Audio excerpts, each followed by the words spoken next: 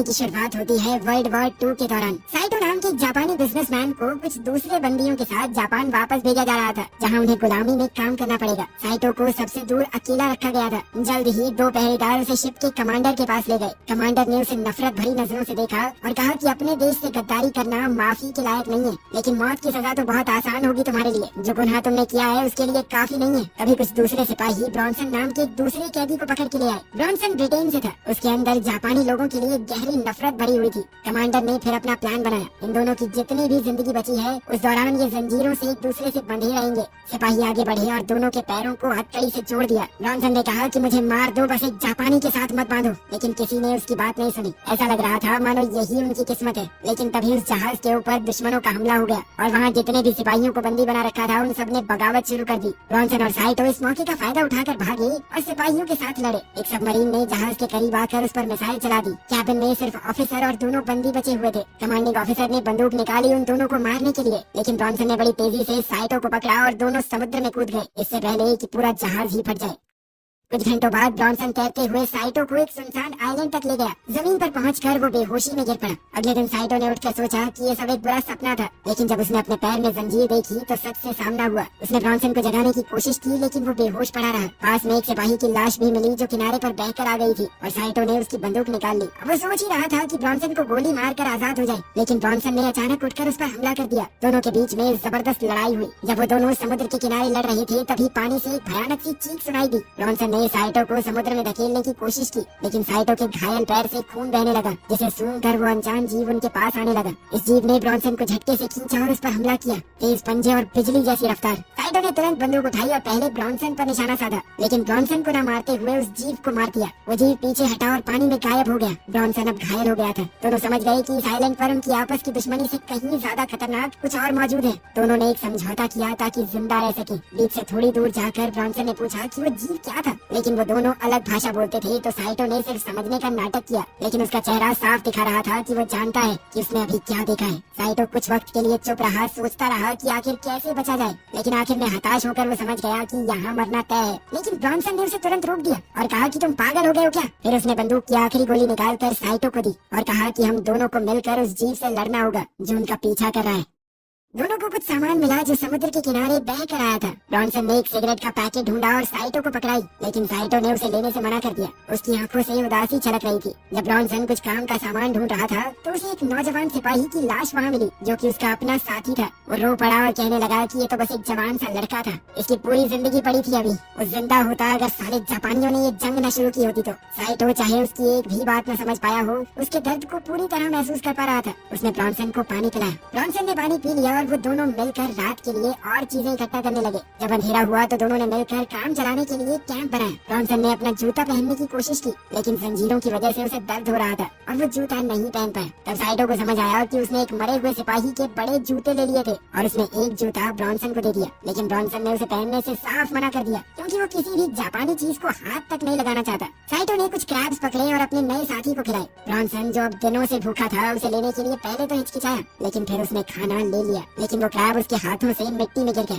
Cyto ने ये देखकर अपना क्रैब उसे दे दिया। ब्रॉन्सन ने पहले तो मना कर दिया, लेकिन फिर साइटो ने जिद की और क्रैब उसके पास रख दिया। ब्रॉन्सन बहुत भूखा था। जैसे ही उसने क्रैब को चखा उसे बहुत पसंद आया। धीरे धीरे दोनों एक दूसरे के साथ थोड़ा खुलने लग गए। फिर ब्रॉन्सन ने अपने बारे में ढंग से बताया और साइटो कुछ कुछ समझ पा रहा था। वो उसका नाम लेना भी सीख गया। फिर उसने बताया कि मेरा नाम साइटो है। ब्रॉन्सन ने पूछा कि हम इन जंजीरों का क्या करें, लेकिन साइटो चुप रहा। बाद में ब्रॉन्सन ने एक हथियार बनाया ताकि चेन काटी जा सके। उसने कोशिश की, लेकिन वो कामयाब नहीं हुआ। तभी साइटो ने चेन के कमजोर हिस्से की तरफ अपने पैर से इशारा करते हुए जापानी में कुछ कहा। ब्रॉन्सन समझ नहीं पाया, लेकिन उसका इशारा देखकर उसने सोचा कि क्या उसे कोशिश करनी चाहिए। साइटो ने उसे हौसला दिया और 2 बार करते ही चेन ढीली पड़ गई। अब ब्रॉन्सन की बारी थी और साइटो ने हथियार मांगा, जिससे ब्रॉन्सन थोड़ा घबरा गया, लेकिन फिर भी उसने भरोसा किया। जब साइटो ब्रॉन्सन के पैर के पास चेन पर मारने लगा तो ब्रॉन्सन ने कहा कि भाई मुझसे नहीं देखा जाएगा, मैं अपनी आंखें ढक रहा हूँ। ये बात सुनकर साइटो हंस दिया। फिर एक ही बार में उसने ब्रॉन्सन को आजाद कर दिया। ब्रॉन्सन खुशी से झूम उठा कि उसका पैर नहीं गया और वो दोनों खुशी से जश्न मनाने लगे, लेकिन उनकी आवाज ने अंधेरे में छुपी हुई किसी चीज का ध्यान खींच लिया।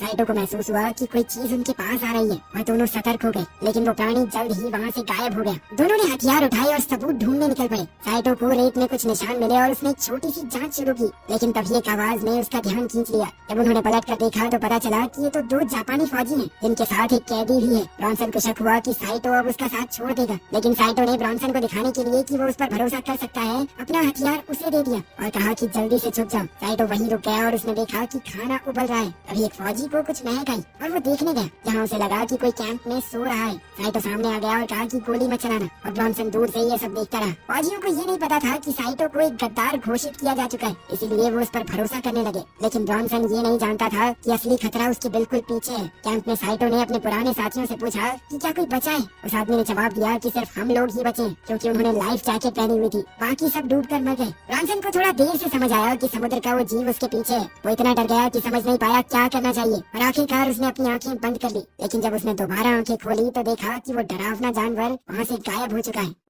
अब जापानी फौजी साइटो से पूछताछ कर रहे थे कि क्या पक्का यहाँ पर कोई और नहीं है। साइटो ने कहा कि वो अकेला है, लेकिन सिपाहियों को शक हो गया, क्योंकि उन्हें ब्रॉन्सन के वहाँ होने के कुछ सुराग मिले थे। एक फौजी अपनी तलवार लेकर उठा और कहने लगा कि जहाज डूबने से पहले एक अफवाह उड़ी थी कि एक गद्दार और दुश्मन को एक साथ जंजीर से बांध दिया गया है। जब उन्होंने साइटो के पैर से कपड़ा हटाया तो वो समझ गए कि साइटो एक गद्दार है। दूसरे फौजी ने उससे पूछा कि वो भगौड़ा कहाँ पर है। साइटो ने कहा कि वो मर चुका है और उसने एक कब्र की ओर इशारा किया, जहाँ उन लोगों ने ब्रॉन्सन के दोस्त को दफनाया था। एक जापानी फौजी ने कहा कि साइटो सिर्फ एक गद्दार नहीं, झूठा भी है, और धमकी दी कि अगर उसने सच नहीं बताया तो वो उसका गला काट देगा। तभी एक भयानक दहाड़ पूरे टापू पर गूंजी और सब लोग रुक गए। वहाँ मौजूद दूसरा कैदी डर के मारे चिल्ला पड़ा कि ये जीव जो भी है इंसान तो नहीं है। वो घुटने के बल गिर गया और अपने बचाव के लिए प्रार्थना करने लगा। एक सैनिक ने सबसे छोटे सिपाही से कहा कि जाके देखो किस चीज की आवाज है। वो ब्रॉन्सन के पास पहुंचा। ब्रॉन्सन ने एक सूखी पेड़ की टहनी पर पैर रखा और आवाज आई। सैनिक उसकी तरफ बढ़ने लगा, लेकिन तभी जानवर की गुर्राहट की आवाज सुन के वो दूसरी तरफ भागा। वो सैनिक जंगल के रास्ते गुफा के गेट तक पहुंचा और अंदर घुस गया। उसे ये नहीं पता था कि ये जीव गेट के पत्थरों के बीच ही छुपा हुआ है। इसी बीच ब्रॉन्सन ने अपने दोस्त को बचाना चाहा। गुफा के अंदर जीव सैनिक के पीछे से निकला। सिपाही ने घूमकर अपनी तलवार से उस पर वार किया, लेकिन उस जीव ने सिपाही का हाथ झट से तोड़ दिया। उसकी चीख पूरे टापू पर गूंजने लगी। दूसरे सिपाही ने सोचा कि ये साइटो की वजह से हुआ है, तो वो उसे मारने गया, लेकिन ब्रॉन्सन ने उस पर वार करके उसे ही मार डाला। जब ब्रॉन्सन उस पर गोली चलाने ही वाला था, तभी जीव ने सिपाही का सर उन पर तोड़कर फेंक दिया और एक भयानक चीख मारी। दोनों वहाँ से छुपने के लिए भागे। जीव घायल सिपाही के पास पहुँचा और उसे पूरा खत्म कर दिया। दूसरा कैदी भी भागा, लेकिन जीव उस पर चढ़ गया और उसे भी मार डाला। ब्रॉन्सन और साइटो दूर से ये सब देख रहे थे। उन्होंने तय किया कि उन्हें निकलना चाहिए, लेकिन जीव ने उन्हें भी देख लिया और पीछा करने लगा। दोनों जंगल की तरफ दौड़ने लगे और साइटो मशेटी से रास्ता साफ करता गया। ब्रॉन्सन ने कहा कि मेरे पास एक प्लान है और हम दोनों को रुकना चाहिए, लेकिन साइटो को उसकी भाषा समझ नहीं आई और वो आगे बढ़ता गया। ब्रॉन्सन लड़खड़ा कर पीछे रह गया और वो जीव तुरंत उस तक पहुँच गया। घबराकर ब्रॉन्सन ने गोली चला दी, लेकिन गोली चूक गई। उसकी आखिरी गोली बर्बाद हो गई थी। उस जीव ने ब्रॉन्सन का गला पकड़ लिया और उसे मारने के लिए अपना पंजा उठाया, लेकिन साइटो ने अचानक वापस आकर उस जीव पर हमला कर दिया, जिससे ब्रॉन्सन छूट गया। दोनों इस मौके का फायदा उठाकर वहाँ से भागे, लेकिन एक ढलान में फिसलकर नीचे गिर गए, जिसमें दोनों को ही काफी चोट लगी और वो घायल हो गए। अगले दिन वो दोनों बहुत ज्यादा घायल थे। जब उनकी आंखें खुली, साइटो ने देखा कि उसके सीने में एक तीखी चीज घुसी हुई थी। तेज दर्द के साथ उसने उठकर मुश्किल से उस तीखी चीज को निकाला। उस वक्त ब्रॉन्सन एक सड़े हुए लकड़ी के टुकड़े पर पड़ा था, जो झरने के किनारे लटका हुआ है। जब उसने हिलने की कोशिश की तो वो लकड़ी झूलने लगी और ब्रॉन्सन संतुलन बनाने के बावजूद फिसल गया। नीचे एक पत्थर से टकराया और पानी में गिर गया। पानी के नीचे उसे पहले हमले की यादें आने लगी और मुश्किल से तैरकर जैसे तैसे वो किनारे पर पहुंचा। साइडो को दूसरी तरफ मरे हुए सिपाही की कटाना मिल गई। अब दोनों अलग हो चुके थे और नदी के साथ साथ चल रहे थे। झरने के ऊपर से उस जीव ने एक दिल दहला देने वाली चीख मारी, जो जंगल में गूंज उठी। उन दोनों को ही ये चीख सुनाई दी। दोनों चौकन्ने हो गए और साइटो, जो कि नदी से पानी पी रहा था, ठहर गया और अपने दोस्त को ढूंढने निकल पड़ा। ब्रॉन्सन अकेले ऊपर चढ़ता रहा जब तक एक बड़े झरने तक नहीं पहुँच गया, जो उसके आगे का रास्ता रोक रहा था। उसने फिर भी किसी तरह आगे बढ़ने का फैसला किया। शाम होने लगी और वो दोनों अभी भी अलग अलग थे। साइटो अब नदी के किनारे से निकलने की कोशिश कर रहा था, लेकिन लाख कोशिशों के बाद भी वो ब्रॉन्सन को ढूंढ नहीं पाया। इसी बीच ब्रॉन्सन झरने पर पहुंचा और सोचा कि थोड़ा आराम कर लिया जाए, लेकिन उसे पास से ही कुछ आवाजें सुनाई देने लगी। साइटो अभी भी जंगल में भटक रहा था। उन आवाजों को सुनकर वो चौकन्ना हो गया। ब्रॉन्सन आखिरकार गहरे हिस्से से बाहर आया और किनारे पर बैठ गया, लेकिन तुरंत ही उसने अपने बाजू में किसी की मौजूदगी महसूस की। जब वो देखने के लिए मुड़ा तो एक बड़ा मगरमच्छ वहाँ पर था। कोई चारा न देखकर वो बिना हिले शांत लेटा रहा। मगरमच्छ ने सिर्फ देखा और फिर पानी में लौट गया। ब्रॉन्सन अभी भी डरा हुआ था। वो चुपचाप उठा और चलने लगा। वो झरने पर ऊपर पहुँचने ही वाला था था, पर तभी वो फिसल गया और उसी समय उसे वो जीव दिखाई दिया जो अब साइटो के दिए हुए घाव पर कुछ लगा रहा था। ब्रॉन्सन को समझ आया कि ये कोई बेवकूफ जीव नहीं है, वो सोच समझ सकता है, अपने घावों को ठीक कर सकता है। और अब वो इस कोशिश में लग गया कि कैसे साइटो को ये बात बता सके, लेकिन गलती से वो एक आवाज कर बैठा और फिर किसी तरह छुप कर वहाँ से निकलने की कोशिश में लग गया। वो छुप कर देखता रहा जब वो जीव नदी के किनारे जा रहा था। तभी अचानक उसी मगरमच्छ ने जीव पर हमला कर दिया और उसे घसीट कर ले गया। पानी तुरंत लाल हो गया और कुछ देर तक मगरमच्छ सांस लेने के लिए तड़पा। तभी उस जीव ने पानी से उभर कर उसे 2 हिस्सों में चीर दिया। ब्रॉन्सन ये देखकर और भी ज्यादा डर गया। उस जीव ने एक और बेहद तीखी चीख मारी जो दूसरी ओर साइटो तक पहुंच गई। ब्रॉन्सन तुरंत भागा। साइटो अब भी जंगल में उसे ढूंढ रहा था। कुछ देर बाद अचानक से साइटो ने एक अजीब सी चीज देखी। वो पास गया तो देखा कि एक लाश पेड़ से बंधी हुई थी। ये देखकर वो बेहद डर गया और एक गड्ढे में लड़खड़ा कर गिर पड़ा। गड्ढे के अंदर साइटो को एक और वैसे ही जीव का सर मिला। वो कुछ देर तक उस नजारे को देखता रहा और फिर समझ गया कि ये मर चुका है। एक नई उम्मीद के साथ उसने वहाँ से निकलने का फैसला किया और लाश के पास कुछ काम की चीजें ढूंढने लगा। उसे लाश के हाथ में एक बंदूक मिली और जमीन पर गिरे गोली के खोखे को देखकर उसे पता चला कि इस आदमी ने ही उस जीव को मारा होगा।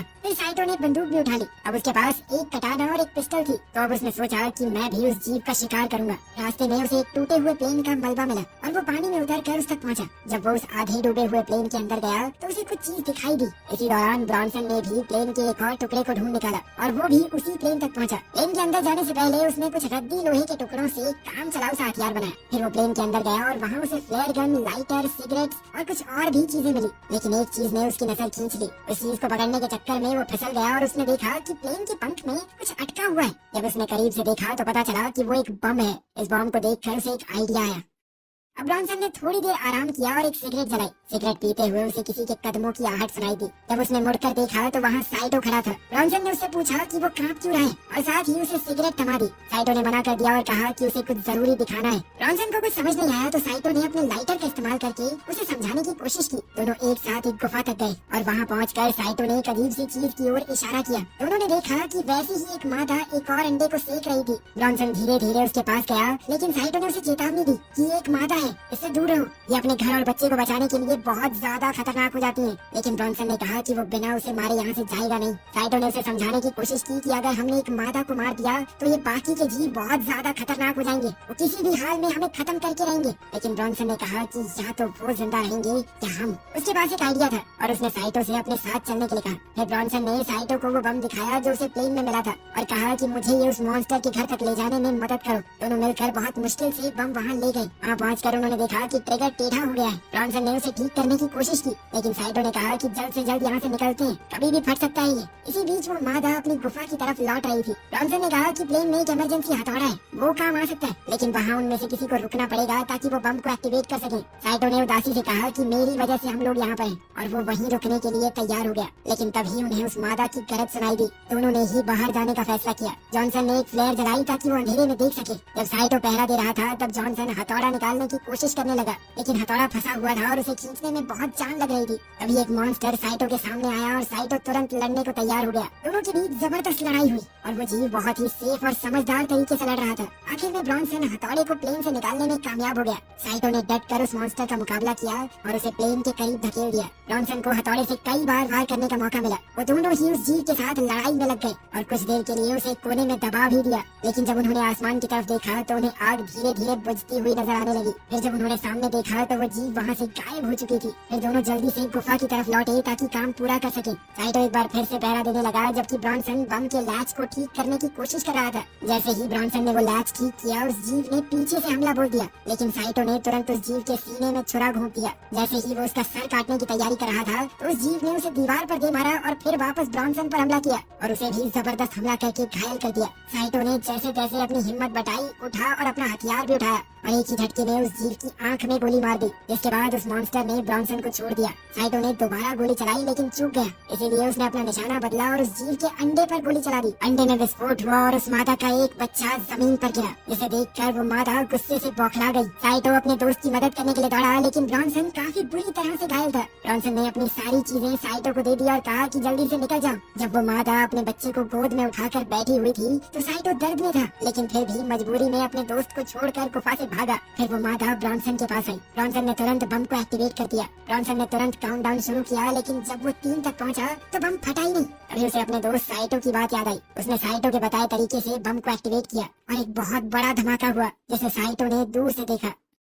अपने दोस्त को खोकर साइटो बहुत उदास हो गया। फिर उसे वही भयानक चीख सुनाई दी और उसे समझ आ गया कि वो जीव अभी भी जिंदा है। अब उसने झाड़ियों के बीच से भागना शुरू किया और वो मादा भी उसका पीछा करते हुए जंगल के रास्ते से भाग रही थी। साइटो समुद्र के किनारे पहुंचा और निराश होकर घुटनों के बल गिर गया। लेकिन फिर उसे अपने दोस्त की कुर्बानी याद आ गई और गुस्से में उसने लड़ने का फैसला किया। जैसे ही वो मादा समुद्र किनारे पहुंची और देखा कि कोई उसके सामने घुटनों पर बैठा है तो वो एक ही झटके में उस पर झपट पड़ी। लेकिन वो एक जाल था। साइटो रेत से उठा और उस जीव के सामने खड़ा हो गया। उसने उस जीव पर वार किया लेकिन खुद भी घायल हो गया। उसने हार नहीं मानी और उस जीव का सामना करने के लिए दोबारा खड़ा हो गया। उसने उस मादा को ये कहकर ललकारा कि मार दिया ना तेरे बच्चे को, आजा। जैसे ही उसने साइटो पर वार किया, साइटो ने उसके पेट को चीर डाला और वो मादा जमीन पर गिर पड़ी। उस कमजोर पड़ चुकी मादा के पास गया और उसके ऊपर झुककर अपनी तलवार निकाली। लेकिन उसे मारने की बजाय उसने वो तलवार उसके पास ही जमीन में घुसा दी और कुछ कदम पीछे हटकर एक फ्लेयर गन को उठाने लगा। तभी जंगल की तरफ से कुछ और आवाजें आई और वो समुद्र के किनारे की तरफ चलने लगा। वहाँ वो आग जलाने की कोशिश कर रहा था लेकिन फ्लेयर टूटा हुआ था। अब उसकी आखिरी उम्मीद भी टूट गई। एक थका और हारा हुआ साइटो रेत पर गिरकर बेहोश हो गया। कुछ घंटों बाद साइटो की आंख एक अमेरिकी जहाज पर खुली जहाँ एक ऑफिसर उससे पूछताछ कर रहा था। साथ में एक जापानीज ट्रांसलेटर भी था। ऑफिसर ने पूछा कि क्या ब्रॉन्सन ने उसकी मदद की थी, लेकिन साइटो चुप रहा। फिर ऑफिसर ने ट्रांसलेटर से कहा कि इससे पूछो इसने क्या किया है, इसका जुर्म क्या था। साइटो ने जवाब दिया कि मैंने अपने ही कमांडर को मार दिया क्योंकि वो बेकार ही मेरे सारे साथियों को मौत की तरफ धकेल रहा था। ऑफिसर फिर से ब्रॉन्सन के बारे में बात करने लगा और साइटो को उसके साथ बताए हुए पल याद आ रहे थे। आखिर तक आते आते वो दोनों सच्चे दोस्त बन गए थे। ऑफिसर ने पूछा कि क्या कोई और भी जिंदा है उस आइलैंड पर। साइटो ने कहा कि वहाँ कोई नहीं बचा। फिर वो जहाज की खिड़की से बाहर देखने लगा। जब उनका जहाज किनारे से दूर जा रहा था तब पता चला कि वहाँ तो वैसे कई और जीव भी जिंदा हैं और इस आइलैंड पर उनका ही राज रहेगा। वीडियो पसंद आई तो लाइक कर देना, चैनल को सब्सक्राइब कर लेना। मिलते हैं अगली वीडियो में।